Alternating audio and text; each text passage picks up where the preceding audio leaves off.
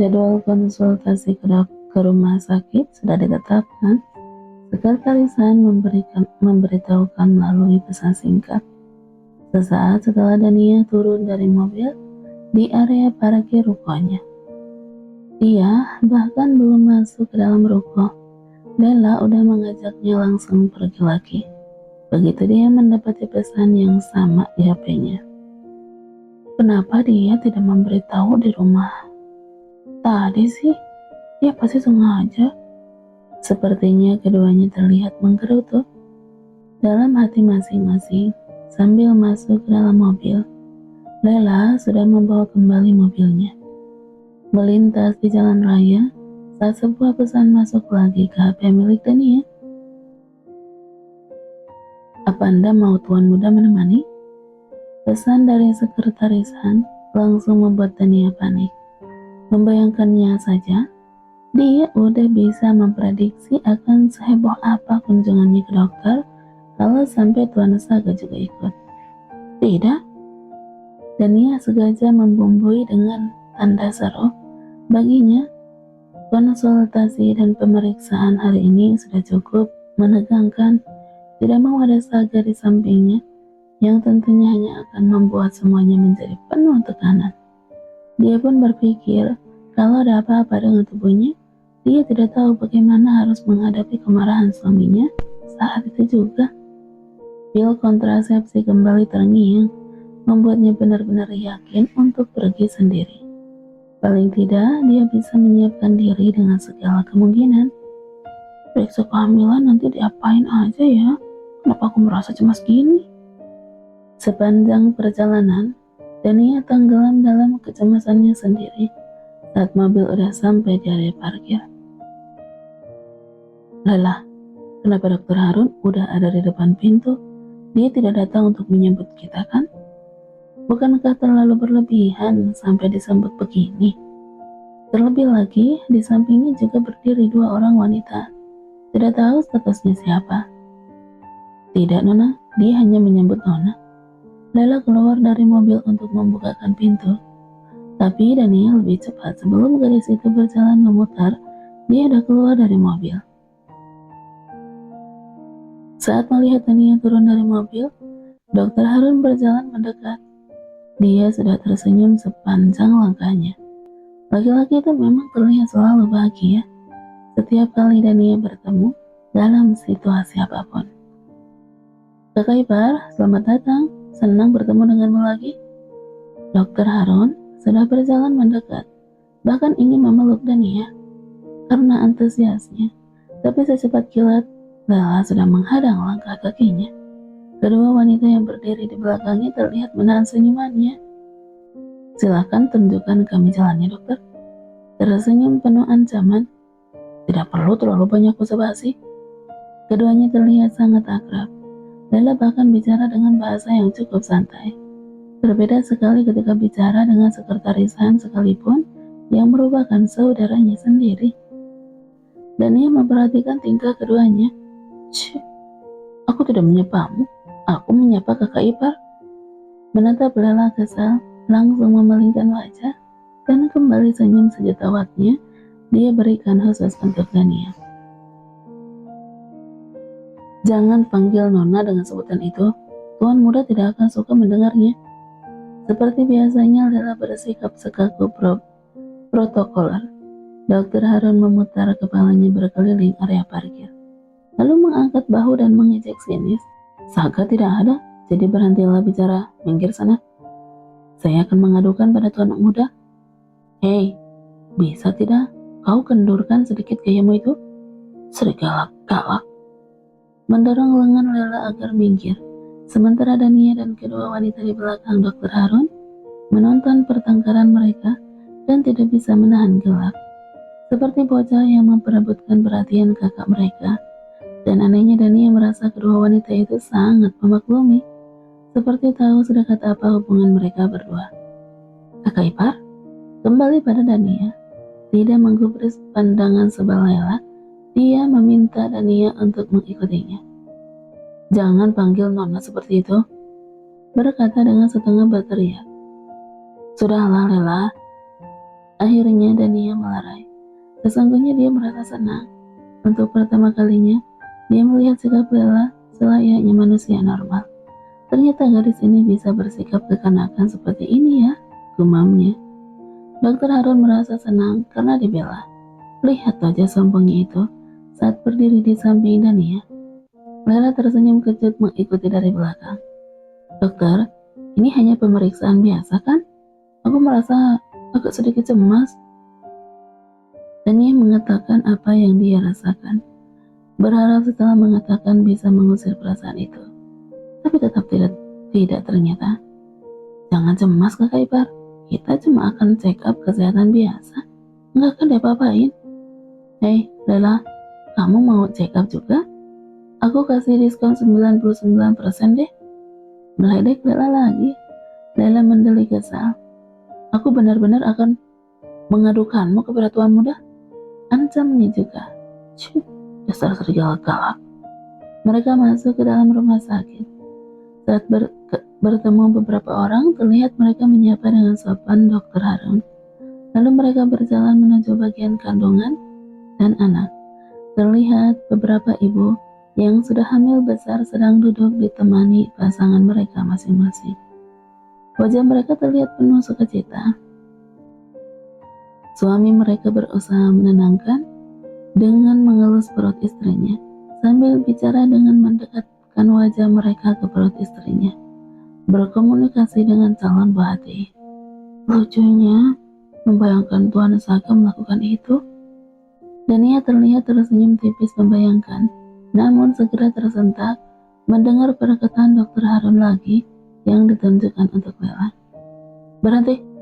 Tangan Harun menyelang menahan Lela. Sementara dua wanita yang mengikutinya tadi sudah masuk ke dalam ruangan. Serigala galak dilarang masuk, mengetuk pintu yang sudah terbuka 3 kali. Aku harus menemani Nona. Tidak, aku dokter penanggung jawab rumah sakit ini. Melarangmu untuk masuk. Harun menunjuk ID yang menempel di bajunya, sekaligus menunjukkan statusnya di rumah sakit ini.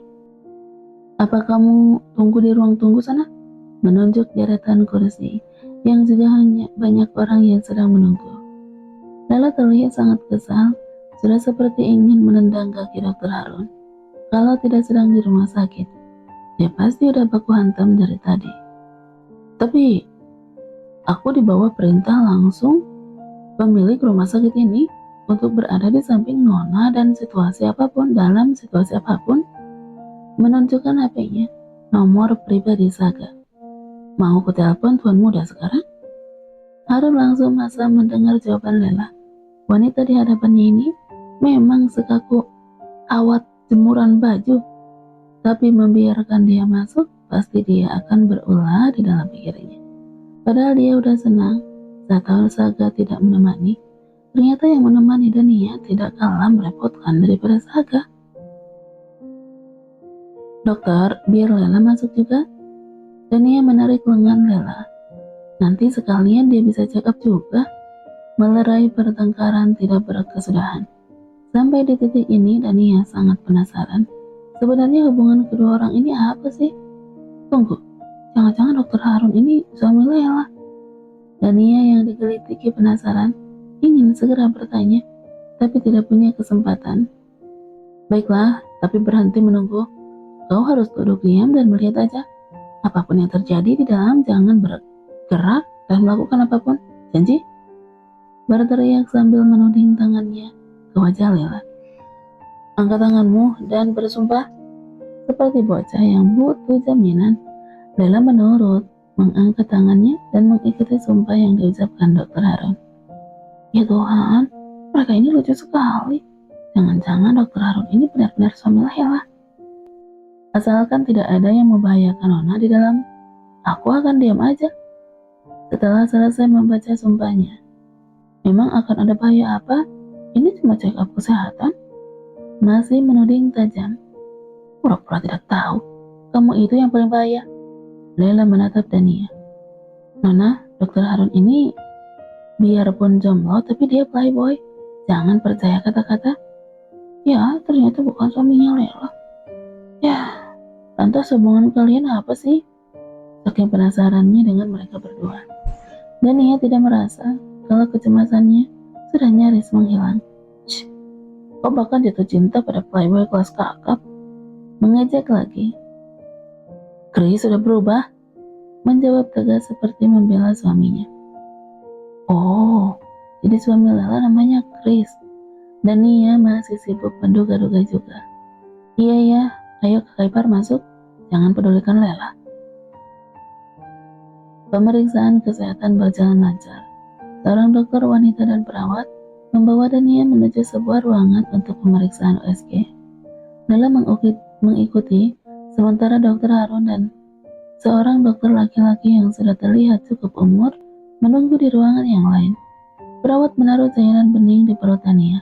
Lalu dengan sebuah alat, dokter wanita mulai memeriksa. Secara sederhana, dokter wanita itu menjelaskan bagaimana kondisi Dania. Gadis itu hanya menganggukkan kepalanya sambil menatap layar di HP-nya. Di depannya, kondisi rahim Nona bagus. Dokter Harum sudah mengatakan kalau Nona pernah minum pil kontrasepsi ya? Iya dok, apa itu berpengaruh ya? Sejauh ini tidak, jangan cemas. Nanti Nona bisa minum vitamin untuk memulihkan kesuburan. Semua baik-baik aja. Dokter wanita itu menepuk tangan Dania lembut, meyakinkan Dania merapikan pakaiannya lagi. Lalu keluar ruangan, sementara dokter wanita tadi menyusul selang beberapa lama, sambil membawa kertas laporan hasil USG. Seperti biasa menjelaskan mendetail disampingkan. Yang ditangkap Dania adalah semua baik-baik aja. Terlihat Dania menarik napas lega, walaupun rasa khawatir yang entah datangnya dari mana ini belum sepenuhnya pergi, tapi tidak separah saat dia datang tadi. Kakak ipar jangan cemas, kakak ipar bisa memberiku keponakan sebanyak yang kakak ipar mau. Dokter Harun mengedipkan mata dan tertawa jenaka. Mereka sudah keluar dari ruang pemeriksaan dan kembali ke area parkir. Pergilah bulan madu dan bersenang-senang. Dan ia langsung malu sendiri mendengarnya. Apa? Dia tahu tentang bulan madu? Bersemangat Kak Ipar. Sudah, minggir sana.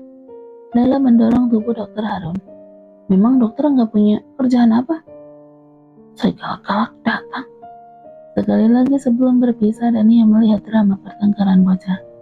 Lela benar-benar terlihat seperti gadis normal pada umumnya. Ternyata karena itu, pantas saja mereka sangat dekat. Dokter Harun dan Chris, yang ternyata suami Lela adalah saudara sepupu. Sejak kuliah, mereka sudah tinggal bersama. Hubungan keduanya sangat dekat. Bahkan karena dekatnya, mereka berdua nyaris memiliki karakter yang hampir sama. Jenaka dan mudah menghidupkan suasana. Sangat gampang bergaul. Bahkan cap playboy tidak lepas dari mereka. Karena saking mudahnya mereka berteman dengan lawan jenis mereka. Sudah ada di dalam mobil yang melaju, Lela berbagi kisah kedekatannya dengan Dokter Harun. Setelahnya, Dania kembali menyandarkan kepalanya di kaca mobil. Dia masih terlihat sedikit cemas. Kondisi tubuhnya normal dan tidak perlu ada yang dikhawatirkan. Dampak konsumsi pil kontrasepsi dapat diminimalisir dengan pola hidup sehat. Dokter akan mengirimkan obat dan panduan konsumsi sehat ke rumah. Membuat Dania malah merasa kepikiran. Apa benar yang dibilang dokter tadi? Bahwa semua baik-baik aja? Tiba-tiba sesal itu bertubi mendatanginya. Bagaimana dia bisa dengan nekatnya minum pil kontrasepsi? Tapi dia pun tidak bisa menyalahkan dirinya. Posisinya dulu ada dalam keadaan dia tidak punya pilihan selain melakukan itu. Siapa yang bisa menebak kalau perasaannya ataupun Tuan Saga bisa berbalik seperti sekarang? Dulu, dia bahkan tidak pernah sekedar memprediksi atau menduga hubungannya dengan Tuan Saga selain kata perpisahan dan perceraian. Nona, Dania masih melabuhkan pikirannya mengingat kebodohannya dengan pil kontrasepsi yang pernah diminum. Nona, Lela mengulang panggilannya karena melihat Dania termenung sedari tadi. Iya, Lela kenapa? Suara beranjak menatap Lela. memperbaiki posisi duduknya. Aku pasti melamun tadi. Apa yang Nona pikirkan? Apa Nona gelisah karena hasil pemeriksaan dokter tadi? Lela dengan mudahnya membaca pikiran Dania. Kenapa aku mudah ditebak begini sih? Bahkan Lela pun tahu. Dania melirik sekilas Lela yang masih fokus mengemudi. Apa kesaktiannya membaca pikiran selevel dengan sekretaris? Nona, kenapa Nona diam lagi? Kalau Nona cemas karena hasil pemeriksaan tadi, tidak ada yang perlu Nona cemaskan. Semua baik-baik aja. Tuan muda juga akan mendapatkan salinan pemeriksaan tadi.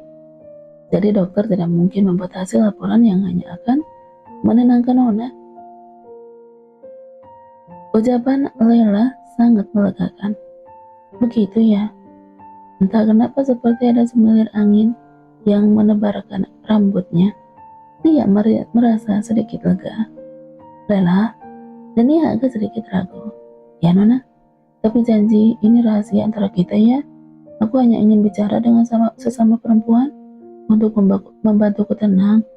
Kamu juga bisa menceritakan pengalamanmu dengan suamimu seperti apa. Ya, sekedar perbandingan hubunganku dengan Tuan Saga. Intinya Dania hanya ingin berbagi rahasia. Dania ingin bercerita tentang dirinya. Tapi dia juga ingin tahu sesuatu tentang Lela. Tuan muda tidak bisa dibandingkan dengan suami saya, Nona.